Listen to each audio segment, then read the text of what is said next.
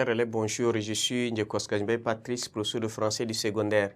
Bienvenue à la suite de notre cours qui porte sur le commentaire composé destiné aux élèves des classes de terminale. Nous avons eu donc à la séquence précédente à présenter l'épreuve, c'est-à-dire définir qu'est-ce qu'on entend par commentaire composé et donner aussi le but de ces commentaires composés-là qui se fait en deux démarches. Une démarche analytique et une démarche synthétique. Et nous allons à présent voir, nous avons dit que quand on parle de commentaire de texte, nous avons commentaire composé et commentaire suivi. Commentaire suivi, donc c'est ce qu'on va essayer quand même de voir pour vous aider à comprendre qu'est-ce que vous allez saisir comme nuance dans ce texte-là. Vous savez, le commentaire composé ne rend pas compte du texte dans son déroulement linéaire. Vous voyez ça, déroulement linéaire. Donc, il s'organise autour d'un, de deux ou de trois thèmes dégagés lors de la lecture.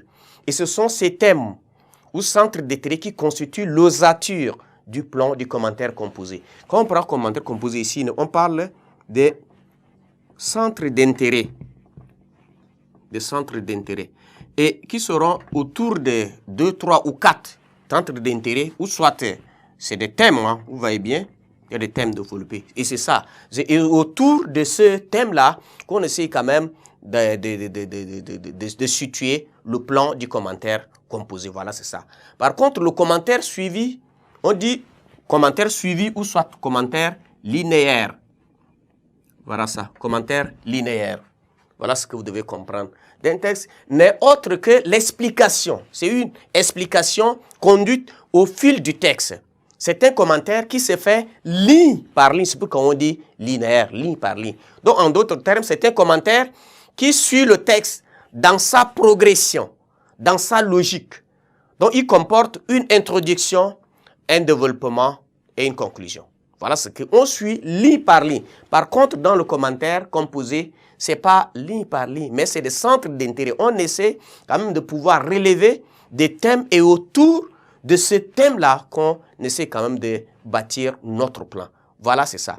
Et le commentaire suivi peut préparer le commentaire composé, puisqu'il consiste à dégager les thèmes et la composition du texte et en apprécier l'expression. Autrement dit, les procédés et les moyens d'expression. Quand on commence par suivre le texte ligne par ligne, cela permet de pouvoir dégager les éléments essentiel de ce texte-là.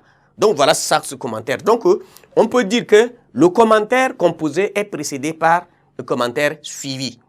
On essaie quand même de suivre ligne par ligne, étudier, analyser profondément le texte, mais pas seulement rester dans l'analyse, mais dégager les thèmes. Et autour de ces thèmes-là, qu'on peut essayer quand même de bâtir notre commentaire. Donc voilà, c'est ça, ce que vous devez retenir des commentaires composés et des commentaires linéaires. Mais ce qui nous concerne ici, c'est le commentaire composé. Et vous devez comprendre. Mais l'idée que vous avez de commentaires linéaires ou commentaires suivis, cela vous permettra que pour comprendre un texte, il faut l'analyser en profondeur. On parle de l'analyse globale et de l'analyse détaillée. Vous faites l'étude des textes. Essayez de parcourir le texte pour savoir qu'est-ce qui se cache derrière ce texte-là. Quelle est l'idée? Quelle est la thèse défendue?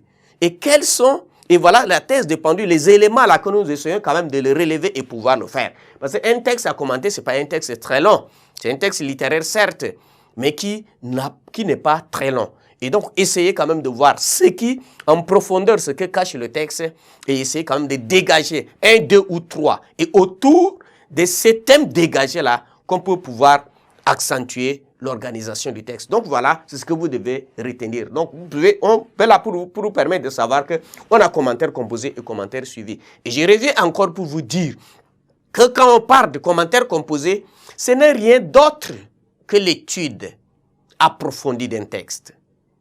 On a fait de l'élémentaire jusqu'au secondaire. L'étude approfondie du texte. On dit que ça a une ressemblance, ça a des points communs avec l'explication méthodique orale.